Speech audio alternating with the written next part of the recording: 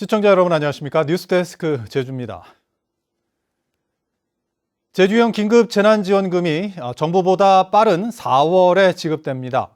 전체 가구 중 70% 정도가 해당될 예정인 가운데 4인 가구 기준으로 최대 100만 원이 지급될 전망입니다. 박성동 기자입니다. 관광 가이드로 일하는 김향선 씨. 코로나19 사태로 2월 초부터 일거리가 줄더니 지난달부터는 단체 관광 손님이 끊기면서 소득이 없는 상태입니다. 제주도가 김 씨처럼 일자리를 잃은 프리랜서를 위해 지원 사업을 추진 중이지만 소득 감소 정도를 증명해야 하고 절차도 복잡해 지원받기가 쉽지 않습니다. 지금 상황에 문을 닫아버린 여행사들이 굉장히 많습니다. 그래서 그 일을 했지만 확인서를 받을 만한 여행사도 없고 이렇게 까다로우면 뭐 포기해야 되지 않냐라는 얘기가 나올 정도로 되게 불편해하고 있습니다. 제주도는 이 같은 문제를 해소하기 위해 이달 안에 별도의 증명 없이 긴급 재난지원금을 지급하기로 했습니다. 전국 기준 소득 하위 50% 가구를 대상으로 전체 가구의 70%가량인 20만 가구가 지급 대상이 될 전망으로 4인 가구를 기준으로 최대 100만 원 정도 지급될 것으로 보입니다. 하지만 이 가운데 급여나 건물 임대료로 소득이 유지되는 사람과 기초생활보장급여 등 공공급여를 받는 사람 등은 제외됩니다.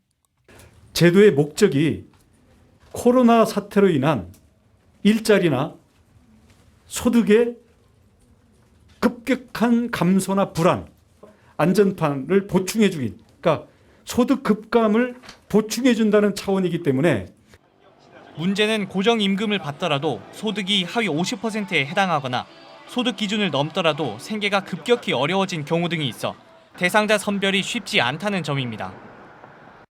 소득 수준이 그전보다 현재 생계 곤란하게 떨어졌다라는 것을 본인이 증빙을 하면 지급을 하겠다고 얘기를 해요. 근데 그것도 기준 자체가 애매하고 그것은 행정이 증빙을 해야 될 측면이라고 보고요. 또 그렇게도 보면 행정력 낭비가 심할 것이다.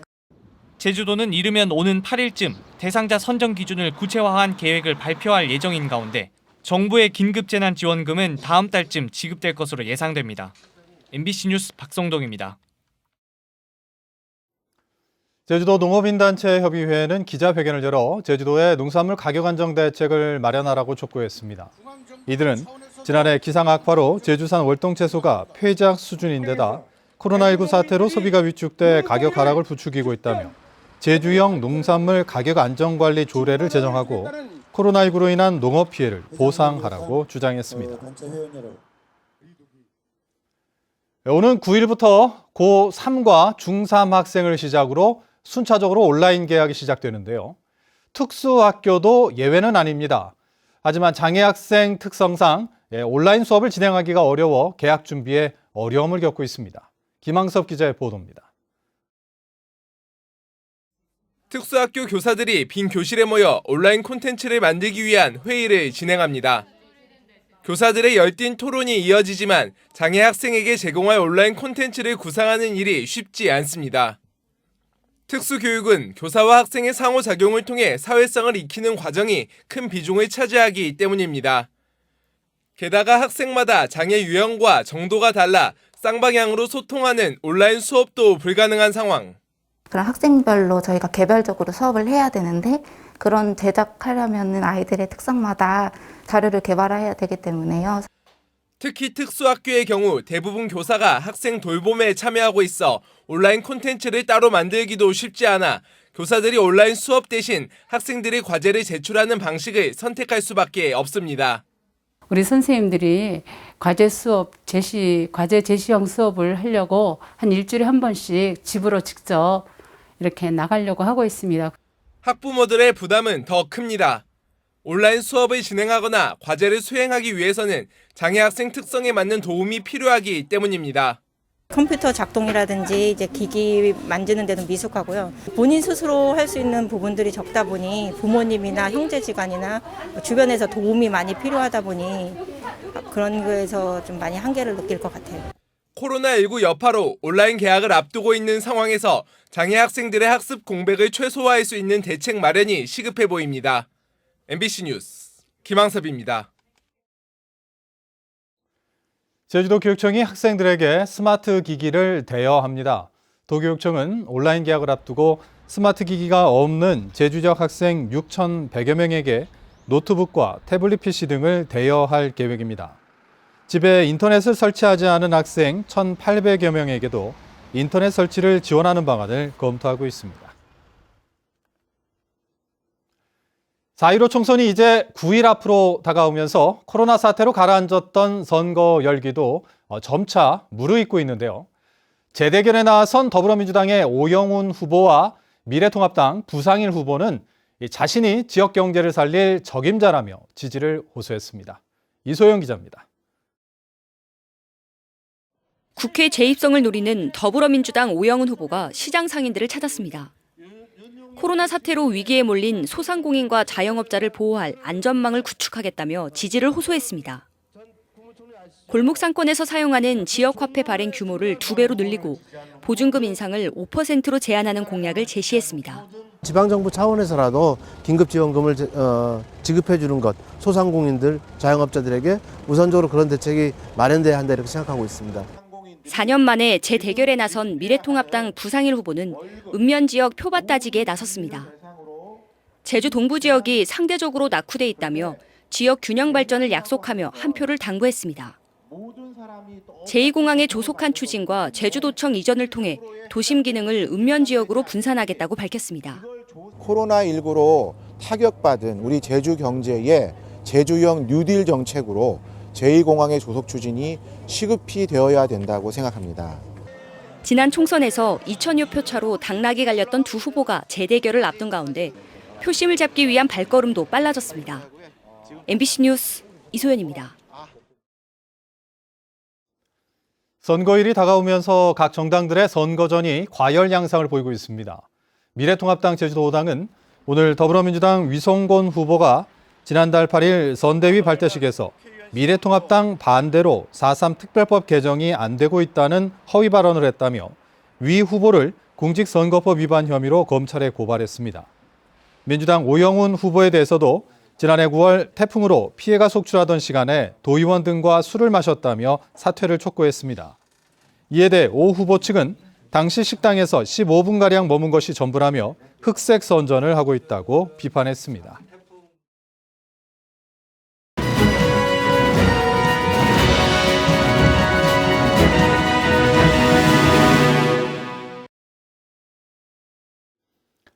유권자가 뽑은 현안, 오늘은 서귀포시 선거구 순서입니다. 서귀포시 지역구 유권자들은 지역의 최대 현안으로 감귤 산업 등 1차 산업 문제를 선택했는데요. 현안에 대한 후보들의 공약을 비교 분석했습니다. 박주영 기자입니다. 지난해 도매시장에서 감귤 5kg 한 상자당 평균 경락가는 5,000원대. 전년보다 30% 하락했고 생산비에도 미치지 못했습니다. 출하 초기 품질이 좋지 못한 데다 수입 과일에 하우스 딸기까지 경쟁 과일이 늘면서 가격 하락을 부추겼습니다. 올해는 코로나19까지 겹쳐 경기가 악화되면서 소비가 더 얼어붙을 것이라는 전망입니다. 10년 전의 가격이나 지금 가격이나 거의 비슷한 상태입니다. 인건비라든가 영농비는 아주 많이 상승이 되었는데 감귤 가격이 고착 상태로 인해서 우리 농가들이 굉장히 어려움을 겪고 있습니다. 서귀포시 지역 도민참여단 36명에게 지역의 최우선 현안을 물었습니다. 감귤 등 1차 산업 문제가 13건으로 가장 많았고 예래 휴양형 주거단지와 헬스케어 타운 문제 해결, 교통과 주차 문제 순이었습니다. 서귀포시 지역 도민 참여단들이 가장 시급히 해결해야 할 현안으로 꼽은 감귤 등 1차 산업 문제에 대해 후보들의 공약을 비교 분석했습니다. 더불어민주당 위성곤 후보는 고품질 감귤의 연중 생산 체계 구축과 자조금 기능 강화로 수급 조절 시스템 마련을, 미래통합당 강경필 후보는 해상 물류비 지원과 가칭 온라인 농수산물 유통공사 설립 등을 공약했습니다.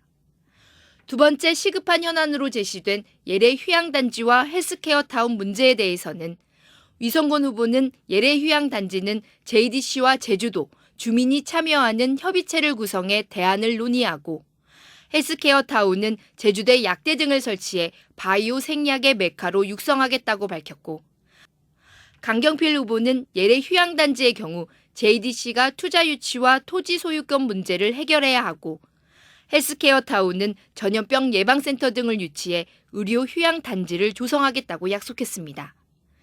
MBC 뉴스 박주연입니다. 제21대 국회의원 선거 제주역 선거인 수가 55만 1000여 명으로 집계됐습니다. 4년 전 20대 총선보다 5만 명가량 증가한 것으로 선거구별로는 제주시 갑이 20만 8천여 명, 제주시 을은 19만 1000여 명, 서귀포시는 15만 2천여 명입니다. 한편 20대 총선에는 28만 6천여 명이 투표해 투표율은 57.2%를 기록했습니다. 제2공항 성산업추진위원회는 오늘 기자회견을 열어 다가오는 4.15 총선에서 제2공항 건설 계획에 찬성하는 미래통합당 장성철과 부상일, 강경필 후보를 공식 지지한다고 선언했습니다. 이들은 제2공항 계획이 국책사업이고 제주의 주요 현안인데도 여당인 더불어민주당 후보들은 뚜렷한 공약을 밝히지 않고 있다고 비판했습니다.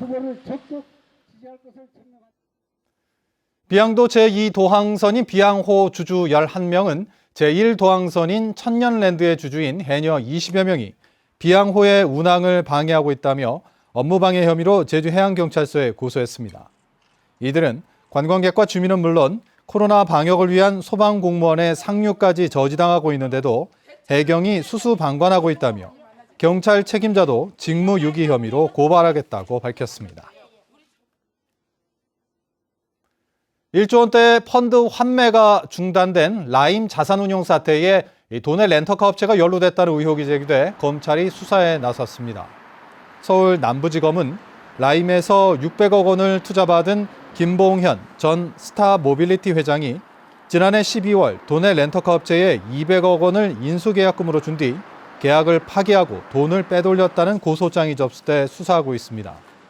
김 전 회장과 렌터카 업체 대표 장모 씨는 고교 동창인 것으로 알려졌는데 검찰은 최근 스타모빌리티를 압수수색해 자금 흐름을 추적하고 있습니다.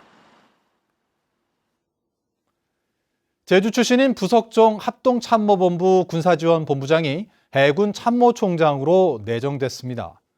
부석종 신임 참모총장 내정자는 제주시 구자읍 하도리 출신으로 세화고와 해군사관학교를 졸업했고 제주해군기지 사업단장과 제2함대 사령관, 해군사관학교 교장 등을 지냈습니다. 정부는 내일 국무회의 심의를 거쳐 부석종 중장을 대장으로 진급시킨 뒤 참모총장으로 임명할 예정입니다. 코로나19 자가격리 위반에 대한 처벌이 강화됩니다.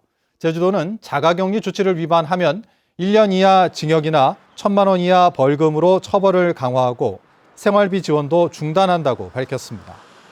제주지방경찰청도 현재 자가격리 무단이탈자 7명을 수사 중으로 자가격리 이탈 신고가 접수되면 현행범 체포까지 검토하는 등 엄정 대응하기로 했습니다. 제주시가 코로나19 확산을 막기 위해 민원실 창구에 투명 가림막을 설치했습니다. 뉴스데스크 제주를 마칩니다. 시청해주신 여러분 고맙습니다.